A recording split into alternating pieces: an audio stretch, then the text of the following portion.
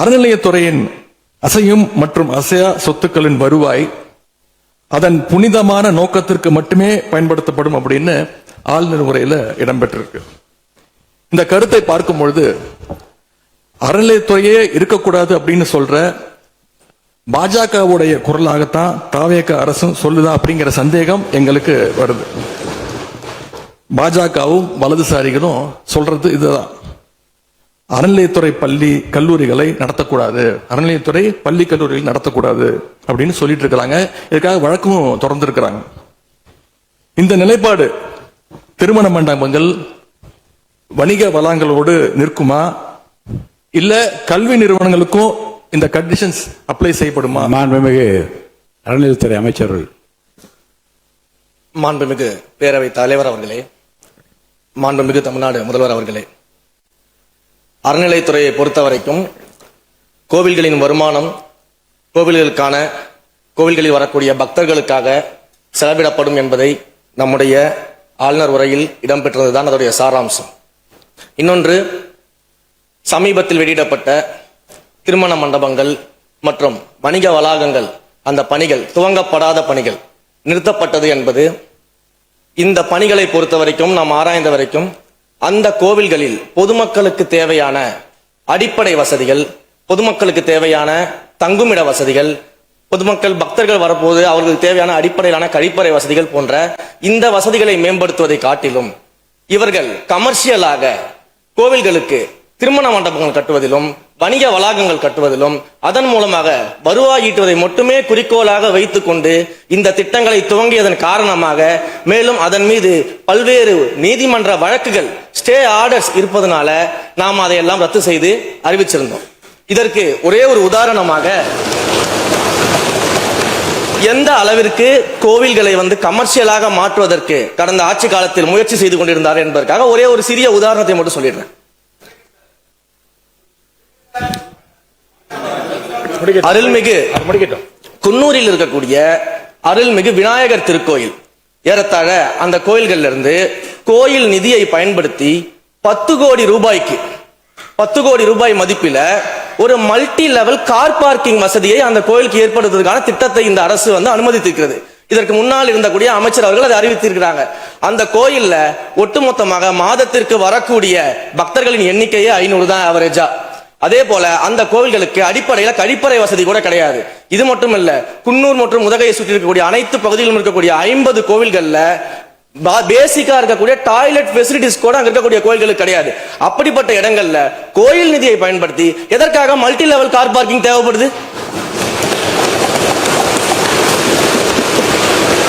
அப்ப இது கமர்ஷியல் திட்டங்கள் இல்லையா?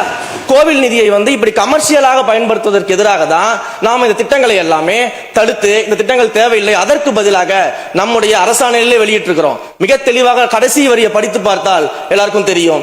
இந்த கோவில் நிதியை பயன்படுத்தி கோவிலும் பக்தர்களும் பயன்பெறக்கூடிய வகையில மாற்று திட்டங்களை உருவாக்கும்ன்ற வரியை நம்ம மென்ஷன் பண்ணியிருந்தோம். எந்த இடத்திலையுமே மக்கள் பயன்படக்கூடிய கல்வி நிலையங்களையோ இல்ல இது போன்ற மருத்துவ வசதிகளையோ நாம செய்து தரமாட்டோம்னு சொல்லல. இன்னும் சொல்ல போனா, கடந்த 5 ஆண்டுகள்ல ஒன்றிய அரசின் நிதி உதவியோடு பழனியில பாத்தீங்கன்னா ஒரு சித்த மருத்துவமனை கட்டுவதற்கான நிதி உதவியை ஒன்றிய அரசு தருவதற்கு தயாராக இருந்தது. ஆனா கடந்த ஆட்சியில அந்த திட்டத்தை அப்படியே கிடப்புல போட்டுட்டு, கேட்டா ரெக்கரிங் செலவை எங்களால ஏத்துக்க முடியாது அப்படின்னு சொல்லி கிடப்புல போட்டு வச்சிருந்த இந்த திட்டத்தை நாம இன்றைக்கு கையில் எடுத்து அதை துவங்குவதற்கான ஆய்வில் இறங்கியிருக்கிறோம். அப்ப எந்த இடத்திலையுமே மக்கள் பயன்பெறக்கூடிய திட்டங்களை நாம தடுக்கவும் இல்லை, நாம யாருக்கும் பி டீமாக இருந்து வேலை செய்ய வேண்டிய அவசியமும் இல்லை. கோயில்களின் நிதியை ஒரு காலமும் கமர்ஷியலாக பயன்படுத்த வேண்டிய அவசியமும் மாண்புமிகு தமிழ்நாடு முதலமைச்சர் தலைமையிலான தமிழக வெற்றி கழகத்தின் ஆட்சிக்கு தேவையும் இல்லை. மாண்புமிகு உறுப்பினர் சேகர் பாபு. மாண்புமிகு பேரவைத் தலைவர் அவர்களே, இந்து சமய அறநிலைத்துறை கொடைகள் என்ற ஒரு சட்டம் இருக்கின்றது. அந்த சட்டத்தில் விதி 69 என்ற குறிப்பிடப்பட்டிருக்கின்ற அந்த பணிகள் சட்ட விதிகளுக்கு உட்பட்டு சட்டத்தின் 36 பிரிவிலிருந்து தான் இந்த பணிகள் மேற்கொள்ளப்பட்டன.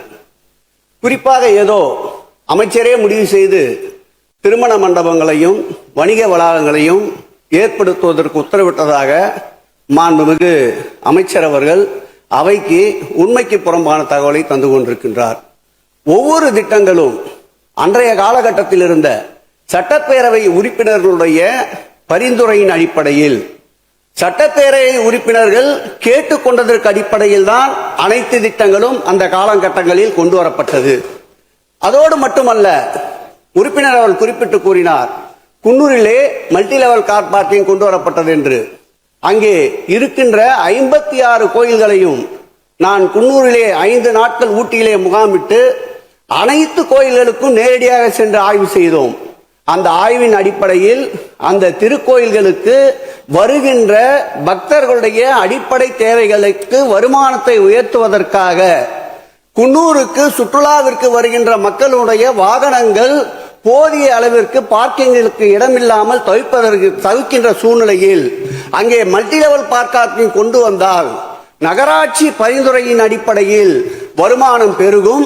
அந்த வருமானம் திருக்கோயில்களுடைய மேம்படுத்துகின்ற பணிகளுக்கு உதவும் என்பதற்காகத்தான் அந்த பணிகளை மேற்கொண்டோம் என்பதை மாண்புமிகு அமைச்சர் அவர்களுக்கு இப்பொழுது யார் அறிவுறுத்தி, ஒரு நிமிஷம், யார் அறிவுறுத்தி இந்த அரசாணையை வெளியிட்டிருக்கின்றாரோ அவர்தான் அப்பொழுது ஆணையாளராக இருந்தபோது இதே அறிவுறுத்தின் பேரில் அரசாணையை வெளியிட்டிருக்கிறார் என்பதை பேரவைத் தலைவருக்கு, பேரவைத் தலைவர் வாயிலாக அமைச்சருக்கு தெரிவித்துக் கொள்கிறேன்.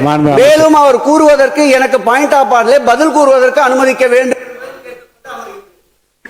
மாண்புமிகு பேரவைத் தலைவர் அவர்களே, குன்னூரில் இருக்கக்கூடிய அந்த விநாயகர் கோயிலுக்கு சொந்தமான இடத்துல மல்டி லெவல் கார் பார்க்கிங் அமைப்பதற்கு ஏற்கனவே அங்க இருக்கக்கூடிய நகராட்சி நிர்வாகம் ப்ரப்போசல் வழங்கிய போது அந்த நகராட்சி நிர்வாகத்திடம் நம்முடைய நிலத்தை குத்தகைக்கு கொடுத்து அதன் மூலமாக இருக்கக்கூடிய வருவாயை வைத்துக் கொண்டு நாம் முடிந்த வரையில் நம்முடைய கோயில்களுக்கு தேவையான அடிப்படை வசதிகளை நாம் செய்து கொடுக்கலாம். ஆனால் கோயில் நிதியவே 10 கோடி எடுத்து அங்க மல்டி லெவல் கார் பார்க்கிங் எந்த விதமான பொதுமக்களும் பக்தர்களும் கேட்கல. பக்தர்களும் பொதுமக்களும் கேட்பதெல்லாம் கோயிலுக்குள்ளே சென்று மனநிறைவோடு தரிசனம் செய்துவிட்டு வெளியே வரும்பொழுது அவர்களுக்கு தேவையான அடிப்படை வசதிகளை தான் பக்தர்கள் கேட்டுக் கொண்டிருக்கிறார்கள். அதை செய்தாலே போதுமானது. மாண்புமிகு எதிர்க்கட்சி தலைவர் பேசுகிறீங்க. மாண்புமிகு போதுங்க, நீங்க சொன்னீங்க விளக்கம் சொல்லி திருப்பி இதை நான் அனுமதிக்க முடியாது. மாண்புமிகு எதிர்க்கட்சி தலைவர் பேசுங்க. வேண்டாம், போதும், நீங்க பதில் சொல்லிட்டீங்க. பாருங்க, மல்டி லெவல் கார் பார்க்கிங் தேவைன்னு அவர் இல்லைன்னு சொன்னாரு, ஏன் போட்ட நீங்க சொல்லிட்டீங்க. அதோட விவாதம் முடிந்தது. மாண்புமிகு எதிர்க்கட்சி தலைவர் பேசுங்க. நீங்க திரும்ப எதுக்கு பாயிண்ட் பாடுற? இனிமே எதிர்க்கட்சி தலைவர் பேசி முடிக்கிற வரைக்கும் குறுக்கீடுகள் அவசியம் இருந்தால் அனுமதிப்பேன், அனுமதிக்க முடியாது. எதிர்க்கட்சி தலைவர் பேசலாம். ஒரு குற்றச்சாட்டு இல்ல, அவர் விளக்கம் தான் சொன்னார். என்ன குற்றச்சாட்டு சொன்னாரு? அவர் விளக்கம் சொல்லிட்டாரு. மாண்புமிகு எதிர்க்கட்சி தலைவர் நீங்க பேசலாம். இனி மாண்புமிகு எதிர்க்கட்சி தலைவர் பேசி முடிக்கிற வரைக்கும் எந்த குறுக்கீடுகளுக்கும் நான் அனுமதிக்க முடியாது. அவசியம் ஏற்பட்டால் விதிகள் உட்பட்டு அனுமதிக்க வேண்டிய உரிமை எனக்கு இருக்கிறது. இப்போது மாண்புமிகு எதிர்க்கட்சி தலைவர் பேசலாம். சொல்லிட்டீங்க, நீங்க பதில் பாருங்க. அவர் சொன்ன உடனே நீங்க பதில் சொல்லிவிட்டீர்கள். குற்றச்சாட்டு அல்ல, விளக்கம் சொன்னார் அவரு. 10 கோடி ரூபாய்க்கு இந்த இடத்துல 10 கோடி ரூபாய்க்கு கோயில் படத்தை எடுத்து ஏன் பயன்படுத்தினீங்க, அது வேற எதுக்கு பக்தர்களுக்கு பயன்படு விளக்கம் சொன்னார். அவ்வளவுதான். குற்றச்சாட்டு எப்படி வராது? உங்க மேல குற்றச்சாட்டு வைக்கலையே, தவறா பயன்படுத்தினீங்க, அதுல தவறு நடந்து அவர் சொல்லலையே. அதை குற்றச்சாட்டாக எடுத்துக்கொள்ள முடியாது, விளக்கமாகத்தான் எடுத்துக்கொள்ள முடியும். மாண்புமிகு எதிர்க்கட்சி தலைவர் அவர்கள் பேசலாம்.